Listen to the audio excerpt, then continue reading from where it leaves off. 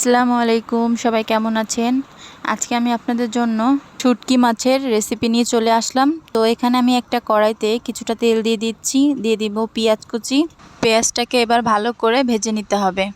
এর মধ্যে এবার আমি মশলা অ্যাড করে দিব, দিয়ে দিব জিরা বাটা, আদা রসুন বাটা দিয়ে দিব হলুদের গুঁড়া, ঝালের গুঁড়া, লবণ। এবার একটু পানি দিয়ে দিব যাতে নিচে লেগে না যায়। এবার ভালো করে নেড়েচেড়ে নিতে হবে। মশলাটা ভালোভাবে কষানো হয়ে গেলে এর মধ্যে আমি দিয়ে দিব শুটকি মাছ। শুটকি মাছগুলো আমি ভালো করে টেলে গরম পানি দিয়ে ধুয়ে রেখেছিলাম। এখানে বিভিন্ন রকমের শুটকি আছে। এই শুটকিটা আসলে আমাদের গ্রামের বাসা থেকে নিয়ে আসছে। তো মশলার সাথে আমি এটাকে ভালো করে কষিয়ে নিব। এবার এর মধ্যে আমি অ্যাড করে দিচ্ছি আলু। এটাকেও এবার ভালো করে কষিয়ে নিতে হবে। আলুটা কষানো হয়ে গেলে দেন আমি এর মধ্যে দিয়ে দিব বেগুন আমি আগে থেকে কেটে রেখেছিলাম, সেই বেগুন আমি দিয়ে দেব এর মধ্যে।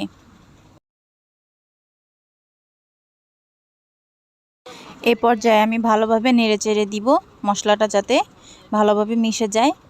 এবার এর মধ্যে আমি ঢেকে দিয়েছিলাম যাতে করে আলু এবং বেগুনটা সেদ্ধ হয়ে যায়। তো এবার 5 মিনিট পরে ফিরে আসলাম। এবার আবারও ভালো করে নেড়েচেড়ে নিতে হবে। এ পর্যায়ে আমি ঝোলের পানিটা অ্যাড করে দিচ্ছি। অ্যাড করে দিয়ে এটাকে এবার আমি একটু ঢেকে কিছুক্ষণ রান্না করে নিব। নামানোর আগে 3টা কাঁচা ঝাল দিয়ে দিচ্ছি আর দিয়ে দিব ধনিয়া পাতা। ব্যাস রেডি হয়ে গেল আমাদের বেগুন শুটকির রেসিপি। তো সবাই ভালো থাকবেন, সুস্থ থাকবেন। আল্লাহ হাফেজ।